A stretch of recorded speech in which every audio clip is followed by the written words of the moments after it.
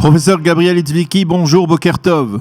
Bonjour. Merci d'être avec nous ce matin. Je rappelle à nos auditeurs que vous êtes le chef de service du département de pneumologie de l'hôpital Shaare Zedek à Jérusalem. Merci donc d'être avec nous, de vous libérer de votre activité. On suppose que vous êtes extrêmement occupé ces dernières semaines, ces derniers jours, par le développement de l'épidémie du coronavirus. Et alors la première question que je voudrais vous poser, c'est dans le cadre de votre hôpital, et peut-être si vous pouvez développer même un petit peu plus loin, est-ce que vous avez le sentiment qu'en dépit du nombre de malades qui augmentent de manière assez importante, eh bien, la situation reste sous contrôle au niveau des équipes médicales face à cette bataille du coronavirus?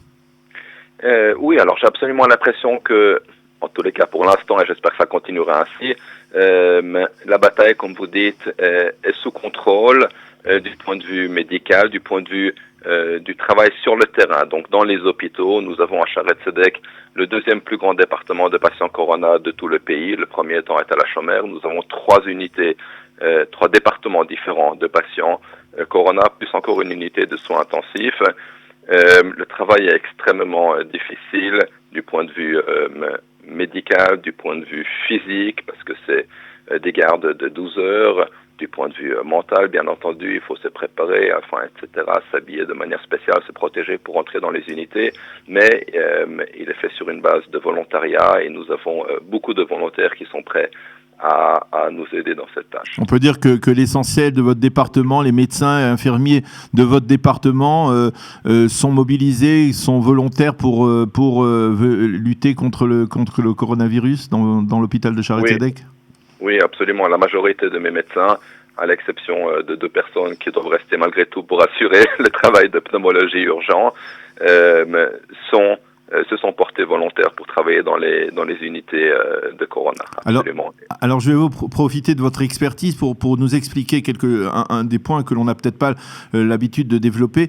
Que se passe-t-il? Pourquoi, en fait, on comprend qu'il y a ce virus entraîne une insuffisance respiratoire, pose des problèmes aux poumons. Comment ça se traduit? À partir de quelle étape, eh bien, on va dire, le malade passe d'un stade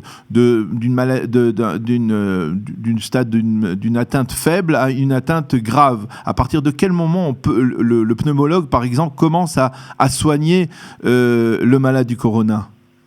Alors, je vais me permettre d'élargir un tout petit peu la question, si vous voulez bien. En fait, à peu près 80% des porteurs, on les appelle malades, mais en fait, c'est des porteurs, sont soit des porteurs sains, soit ont une maladie légère. Par maladie légère, on entend une légère toux, éventuellement une fatigue, des petits maux de tête, des choses comme ça. Maintenant, la plupart des gens en bonne santé qui sont porteurs du virus ne sont pas diagnostiqués, parce qu'elles ne pensent pas forcément à ça, parce qu'il n'y a pas assez de tests diagnostiques qui sont faits pour l'instant, et donc ces personnes, non seulement elles sont porteurs, mais elles peuvent infecter les autres, et c'est là le très grand risque, et on reviendra aux mesures en fait qui doivent être prises pour éviter la propagation plus tard. Maintenant, c'est environ 80%. Environ 15% des patients sont dans un état moyen, à savoir ils ont des symptômes, ils ont de la peine à respirer, ils ont un taux d'oxygène dans le sang qui est abaissé, une saturation, ils ont une certaine toux.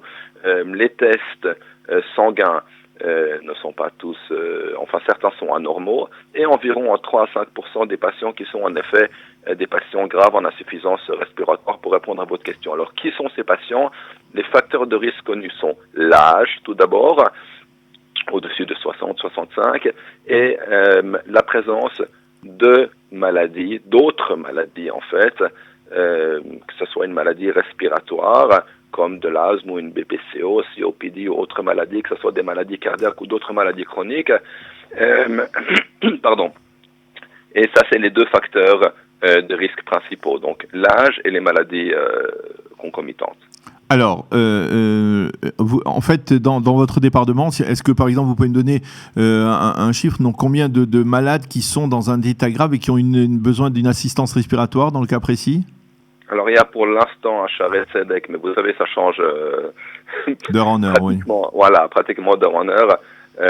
Il y a 4 patients qui sont en insuffisance respiratoire sur une 50aine de patients hospitalisés avec Corona. Et ce sont tous des malades qui ont, comme vous le disiez, d'abord, ils sont assez âgés et qui ont des maladies chroniques par ailleurs. Non, la réponse est non. C'est des facteurs de risque, mais malheureusement, ça ne touche pas que malheureusement, je ne sais pas, enfin c'est un fait, ça ne touche pas que les personnes qui ont des facteurs de risque. Ça peut également toucher les jeunes. Nous avons en l'occurrence 2 personnes relativement jeunes qui sont en insuffisance respiratoire et qui n'ont pas d'autres maladies. Alors, ces malades qui, par exemple, les jeunes qui sont en insuffisance respiratoire et qui n'ont pas de maladie, d'autres symptômes, ou d'autres maladies préalables, comment ils vont guérir? Comment on peut espérer qu'ils guérissent? Est-ce que cette insuffisance respiratoire permet de régénérer les poumons? Ou comment? Expliquez-nous aussi. Alors, il y a deux manières pour essayer d'aider. Tout d'abord, il faut commencer par le fait qu'il n'existe pas de traitement pour le coronavirus dans le monde. D'accord, donc ça c'est un fait, il n'y a pas de vaccin, il n'y a pas de traitement.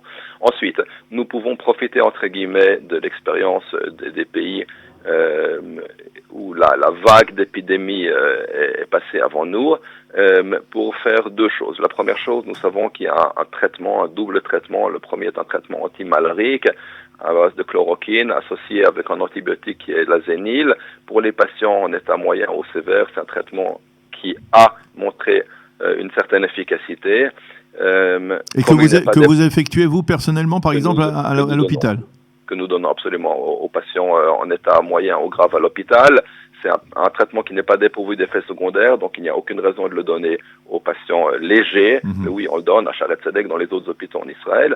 Et la deuxième chose que nous faisons pour les patients vraiment sévères qui sont en insuffisance respiratoire, on les met, on les branche, en fait, on les intube et on les branche à un respirateur dans l'espoir de laisser les poumons se reposer un petit peu.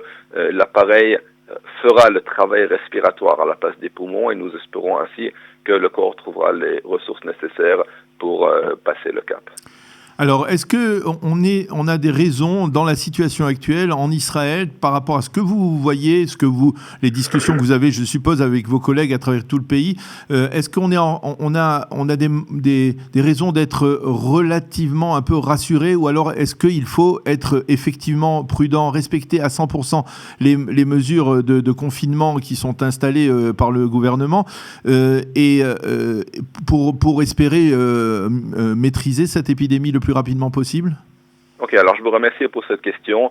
Alors, il ne faut pas céder à l'hystérie, mais rassurer, non. On est en pleine épidémie, le pic est encore devant nous, donc il faut absolument que toutes les personnes de n'importe quel âge fassent extrêmement attention et respectent de manière scrupuleuse les directives données par le ministère de la Santé. À savoir, chaque personne de plus de 65 ans est censée ne pas sortir de son domicile.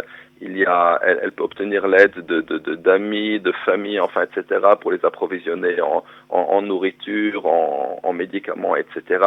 Et même les jeunes qui se pensent invulnérables, il faut faire extrêmement attention parce qu'ils peuvent transmettre le virus et donc ça peut être très dangereux. Il ne faut sortir vraiment que et uniquement pour les choses absolument nécessaires, respecter le périmètre de 100 mètres, pas sortir à plus de 100 mètres du domicile, ne pas s'approcher à plus que 2-3 mètres de quelqu'un d'autre et si possible avoir un masque et des gants dans la rue. Il faut faire très très très attention parce que c'est les seules mesures en fait qui peuvent permettre préventives qui peuvent permettre d'essayer d'éradiquer ce virus.